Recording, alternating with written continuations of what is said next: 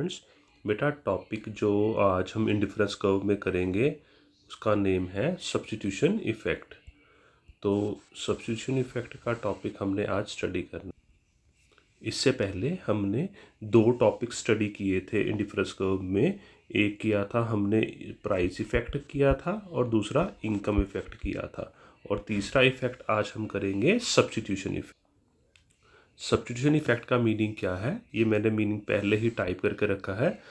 When relative prices of two commodities change in such a way that the consumer is in position where he is neither better off nor worse off than before, that is, his real income remains the same, but he has to rearrange his consumption in accordance with the new relative prices, then this is called as substitution effect.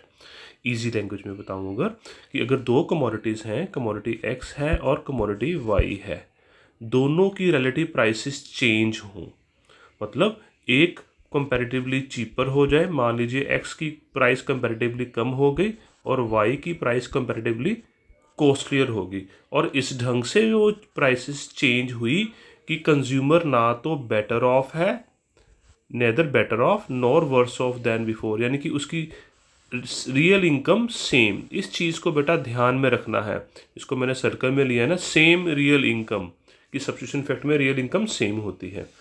तो दो commodities की relative prices इस ढंग से change हुई कि उसकी real income same रहे, और इन नई रिलेटिव प्राइसेस के अकॉर्डिंगली वो अपनी रीअरेंज कर दे कंजम्पशन को। मतलब रीअरेंज कर दे का मतलब है वो कंपैरेटिवली चीपर की डिमांड को बढ़ा दे और कंपैरेटिवली कॉस्टलियर की डिमांड को कम कर दे।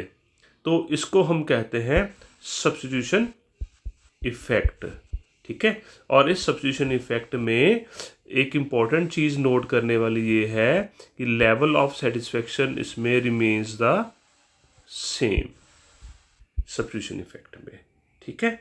तो इस चीज़ को मैं एक एग्जांपल के साथ, हाइपोथेटिकल एग्जांपल के साथ आपको एक्सप्लेन करता हूँ, ठीक है। तो मैं इसको रब करूँ पहले, फिर इसको इसके साथ मैं एक हाइपोथेटिकल एग्जांपल से आपको मैं इस चीज़ को एक्सप्लेन कर देता हूँ बच्चे। ना देखो कि सपोज कंज्यूमर के पास इनकम है ₹4 and price of commodity x है ₹1, प्राइस ऑफ कमोडिटी वाई है ₹50। मान लीजिए कमोडिटी एक्स जो है वो टी है या कॉफ़ी है, और कमोडिटी वाई है टी। मतलब कॉफ़ी का कप ₹1 का है और चाय का कप 50 पैसे का है। तो कंज्यूमर 2 कप कॉफ़ी के ले रहा है और 4 कप चाय के ले रहा है, 2 कप कॉफ़ी के और 4 कप चाय के। तो इसके ऊपर कितनी अमाउंट खर्च कर रहा है, इसके ऊपर ₹2 और ₹2, यानी कि टोटल ₹4 वो खर्च कर रहा है। इतनी क्वांटिटी वो ले रहा है कमोडिटी की। नाउ अब क्या होता है, अब price of X falls to ₹50 और वाई की प्राइस सेम रहती है। अब एक्स की प्राइस कम हो गई, यानी कि अब कॉफ़ी जो पहले ₹1 की थी वो कॉफ़ी भी अब 50 पैसे की हो गई, और टी की प्राइस उतनी की उतनी ही रहती है, 50 पैसे। तो अब नए इस प्राइसेस के कम्बिनेशन के साथ अगर वो सेम कम्बिनेशन ख़रीदना चाहे 2 कप कॉफ़ी के और 4 कप चाय के, तो उसको वो ₹3 के साथ ख़रीद सकता है ना। सेम कम्बिनेशन, पहले वाला कम्बिनेशन अब वो ₹3 के साथ खरीद सकता है, यानी कि अब उसके पास ₹1 एक्स्ट्रा आ गया, यानी कि उसकी रियल इनकम बढ़ गई। बट सब्स्टिट्यूशन इफेक्ट में हम रियल इनकम को बढ़ने नहीं देते, तो हाइपोथेटिकली हम उससे वो पैसा ले लेंगे, ₹1 ले लेंगे। मतलब प्राइस के फॉल करने से कंज्यूमर को जो गेन हुआ था उस गेन को हमने कैंसल कर दिया, हाइपोथेटिकली उससे पैसा ले लिया। अब उसके पास कितने पैसे हैं, ₹3। अब उस ₹3 के साथ वो पहले वाला कम्बिनेशन, यानी कि 2 कप कॉफ़ी के और 4 कप चाय के खरीद सकता है। पर पर अब क्योंकि कॉफ़ी 50 पैसे की हो गई है और चाय भी 50 पैसे की है, तो इसलिए जो कॉफ़ी है वो कंपैरेटिवली चीपर हो गई कॉफ़ी जो है वो कंपैरेटिवली उसकी प्राइस चीपर लगने लग पड़ी है, और टी जिसकी प्राइस चेंज नहीं हुई है वो कंपैरेटिवली कॉस्टलियर लगने लग पड़ी है। तो कंज्यूमर की टेंडेंसी होगी कि वो रिलेटिवली चीपर यानी कि कॉफ़ी की डिमांड को 2 से बढ़ाकर 4 यूनिट्स कर देगा, और कोस्ट जो कंपैरेटिवली कॉस्टलियर लग रही है चाय, उसकी डिमांड को 4 से कम कर कर 2 यूनिट्स कर देगा। ठीक है, मतलब कंपैरेटिवली चीपर की डिमांड को 2 से बढ़ाकर 4 कर देगा, कंपैरेटिवली कॉस्टलियर की डिमांड को 4 से कम करके 2 कर देगा, मतलब अपनी कंजम्पशन को रीअरेंज कर देगा। तो इस प्रोसेस में उसका लेवल ऑफ सेटिस्फेक्शन सेम रहेगा, सेम लेवल ऑफ सेटिस्फेक्शन रहेगा। इसको हम कहते हैं सब्स्टिट्यूशन इफेक्ट। ठीक है, दोबारा समझाता हूँ बच्चे कि दो कमोडिटीज़ की रिलेटिव प्राइसेस इस ढंग से चेंज हुई कि एक कंपैरेटिवली चीपर हो गई, दूसरी कंपैरेटिवली कॉस्टलियर हो गई, बट कंज्यूमर की रियल इनकम हमने सेम रख दी। सेम रियल इनकम रख दी मतलब वो सेम कम्बिनेशन अभी भी खरीद सकता है। तो इस प्रोसेस में वो चीपर कंपैरेटिवली चीपर की डिमांड को बढ़ा दे और कंपैरेटिवली कॉस्टलियर की डिमांड को कम कर दे, तो उसको हम कहते हैं सब्स्टिट्यूशन इफेक्ट। और इस सब्स्टिट्यूशन इफेक्ट में लेवल ऑफ सेटिस्फेक्शन सेम रहता है। ठीक है बच्चों, इस पूरे प्रोसेस में उसका लेवल ऑफ सेटिस्फेक्शन सेम रहेगा।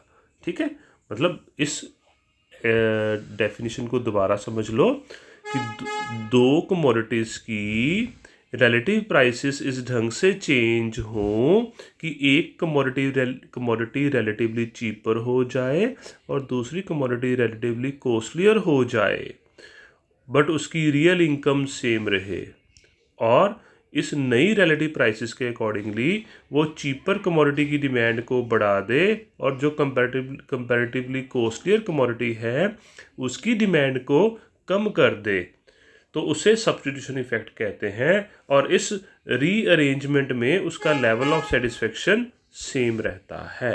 इसको हम कहते हैं सब्स्टिट्यूशन इफेक्ट। इसको हम एक डायग्राम से भी बेटा शो करते हैं सब्स्टिट्यूशन इफेक्ट को। ध्यान से स्टेप वाइज वो डायग्राम बनानी है, मेरे साथ साथ चलना है। हॉरिजॉन्टल एक्सिस पर हमने कमोडिटी एक्स को लिया है और वर्टिकल एक्सिस पर कमोडिटी वाई को लिया है। ये ए बी हमारी पहली प्राइस लाइन है। यहाँ पर एक आईसी है ना, यहाँ पर आईसी है, ये मैं बनाने लगा हूँ, इसको रब कर दूंगा बाद में। ठीक है, और अब यहाँ पर कोई कम्बिनेशन वो परचेज कर रहा है एक्स कमोडिटी और वाई कमोडिटी का, तो यहाँ पर एक्स की इतनी क्वांटिटी और वाई की इतनी क्वांटिटी ले रहा है। ठीक है, डायग्राम को साफ बनाने के लिए मैं पहले इसको डिलीट करके इसको डिलीट करता हूँ ताकि डायग्राम हमारी बेटा साफ बन जाए, बाद में बनाएंगे इसको। राइट, अब price of commodity X falls, new price line becomes AB1। X commodity की प्राइस कम हुई है, वाई की प्राइस सेम रही है, न्यू प्राइस लाइन आ गई AB1।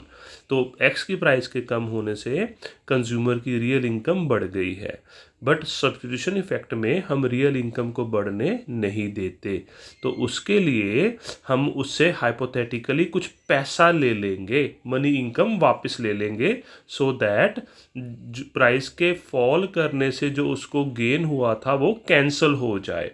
जब हम उससे पैसा ले लेंगे तो नई प्राइस लाइन पैरेलल नीचे शिफ्ट कर जाएगी, इस ढंग से पैरेलल बनेगी AB1 के पैरेलल बनेगी A1 B2। ठीक है, अब एक आईसी बनाना है बच्चे, ध्यान से। एक आईसी दो पोर्शन पे टेंजेंट होगा, यहाँ से लेकर यहाँ वाले पोर्शन पे एक जगह और फिर यहाँ से लेकर यहाँ वाले पोर्शन पे एक ही आईसी। ये देखना कैसे बनता है, ध्यान से बच्चे देखना।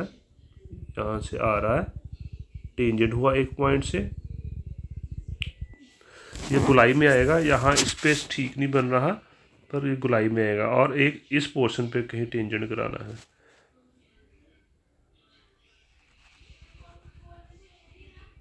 इस ढंग से, राइट। ये हमारा इंडिफरेंस कर्व है। ये ई पहला इक्विलिब्रियम पॉइंट है, E1 नया इक्विलिब्रियम पॉइंट है।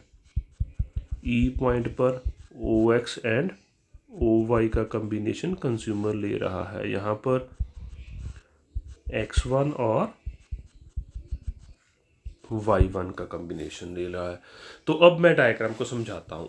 देखो ध्यान से समझना बच्चे। AB हमारी इनिशियल प्राइस लाइन है, IC हमारा इंडिफरेंस कर्व है, E इनिशियल इक्विलिब्रियम पॉइंट है। अभी AB1 और A1 B2 नहीं है, ठीक है।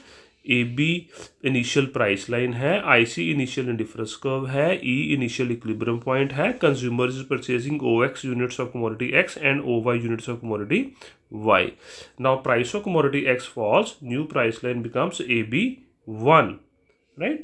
Here real income of the consumer has increased due to fall in price of commodity X, but in substitution effect we don't allow real income to increase, so we will take away some. तो इसलिए हम consumer से कुछ पैसा ले लेंगे ताकि price के फॉल करने से जो उसको गेन हुआ था वो कैंसिल हो जाए। तो नई प्राइस लाइन आ जाएगी A1 B2। Here E1 is new equilibrium point. Here और यहाँ पर कमोडिटी X की डिमांड है OX1 और Y की डिमांड है OY1। अब X की प्राइस के फॉल करने से X कमोडिटी रिलेटिवली चीपर हो गई थी, इसलिए उसने रिलेटिवली चीपर की डिमांड को OX से बढ़ाकर OX1 कर दिया है। और Y की price Y commodity relatively castor हो गई थी, तो उसने कॉस्टर की डिमांड को OY से कम कर OY1 कर दिया है।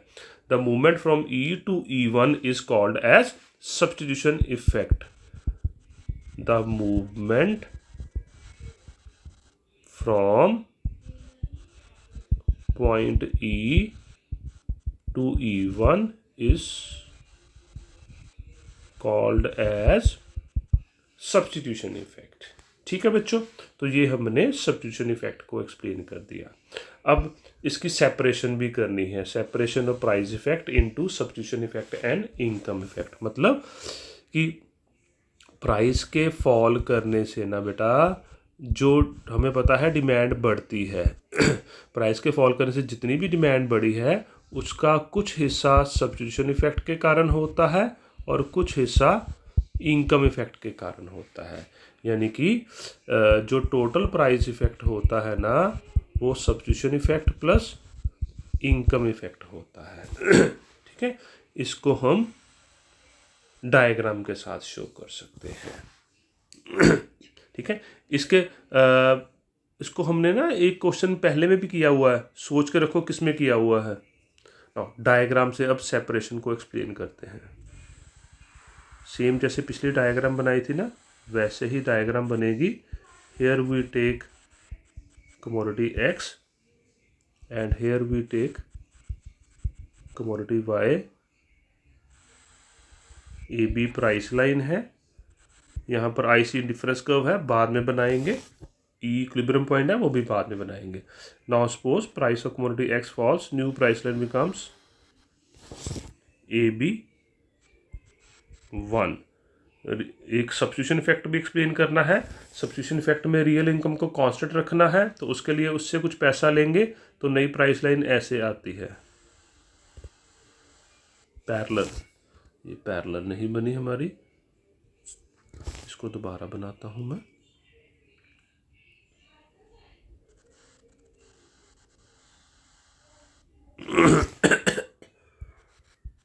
A1 B2 एक IC में बना देता हूँ, दो जगह टेंजेंट, यहाँ पर भी टेंजेंट।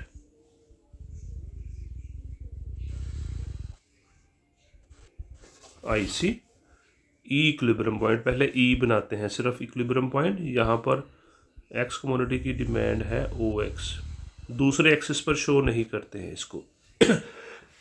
ठीक है बच्चों, तो नाउ समझो, AB अभी हमारे पास सिर्फ AB प्राइस लाइन है, IC इंडिफरेंस कर्व है, E इक्विलिब्रियम का पॉइंट है, और OX कमोडिटी की OX इकाइयों की कंजम्पशन कर रहा है।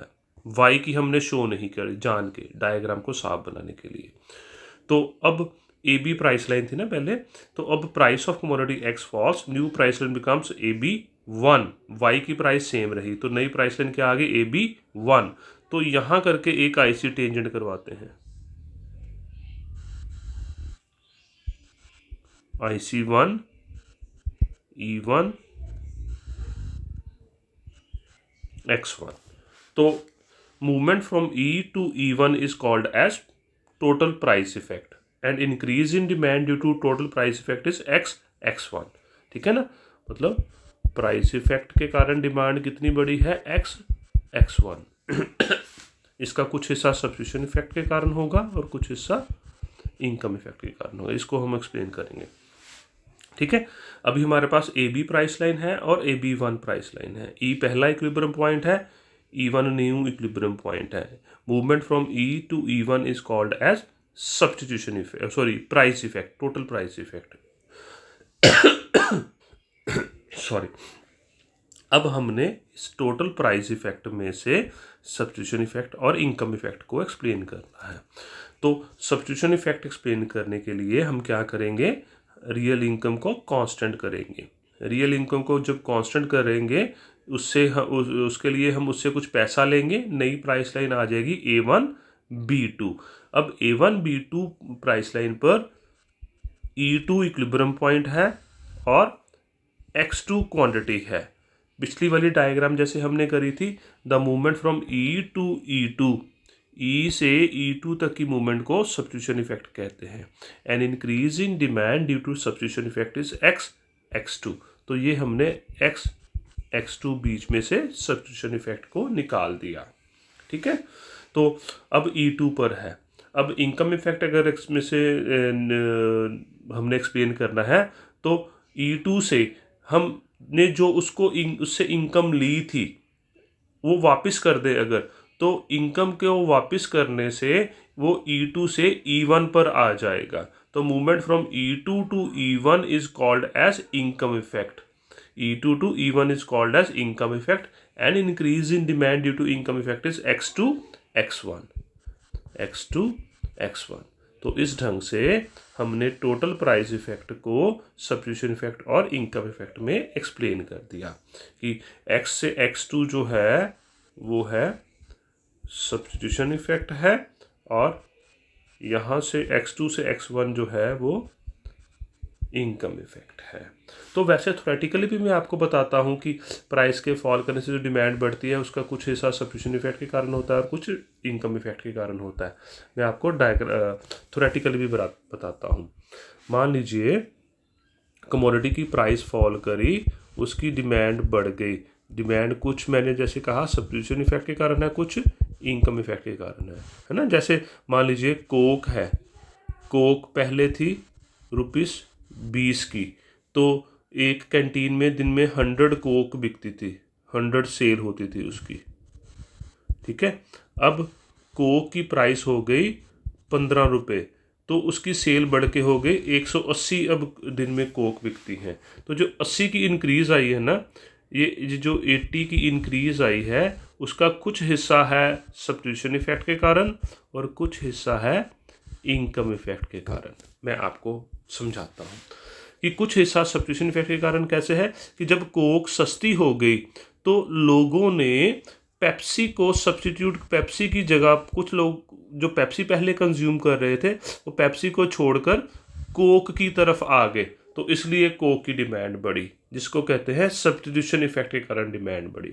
कुछ इनकम इफेक्ट के कारण भी डिमांड बढ़ी कि जब कोक की प्राइस कम हुई थी तो कंज्यूमर की रियल इनकम बढ़ गई थी।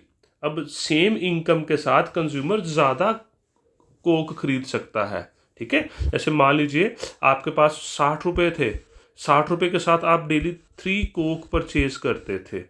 अब कोक 15 रुपये की हो गई तो आप 60 रुपये के साथ 4 कोक परचेज कर सकते हो ना, यानी कि आपकी रियल इनकम बढ़ गई है। तो उस कारण से भी कोक की डिमांड कुछ बढ़ी है। ठीक है, इसलिए जब भी प्राइस फॉल करती है उससे जो डिमांड बढ़ती है उस बढ़ी हुई डिमांड का कुछ हिस्सा सब्स्टिट्यूशन इफेक्ट के कारण होता है और कुछ इनकम इफेक्ट के कारण होता है। तो इसी चीज़ को हमने इंडिफरेंस कर्व की हेल्प से एक डायग्राम बना के भी शो कर दिया। ठीक है बच्चे, तो इसके साथ हमारा आपकी क्लास के लिए यानी कि बीकॉम सेमेस्टर सेकंड के लिए सब्स्टिट्यूशन इफेक्ट वाला क्वेश्चन कंप्लीट है। ठीक है, हायर क्लासेस में हम सब्स्टिट्यूशन इफेक्ट को और ज़्यादा डिटेल में एक्सप्लेन करते हैं। उसको हिक्स एलन अप्रोच से भी करते हैं, स्लट्सकी अप्रोच से भी करते हैं, नॉर्मल गुड्स में भी करते हैं, इन्फीरियर गुड्स में भी करते हैं। बट आपके लिए इतना सफिशिएंट है, इसको आप अच्छे से तैयार कर लो बेटा। ओके बच्चे, टेक केयर, थैंक यू।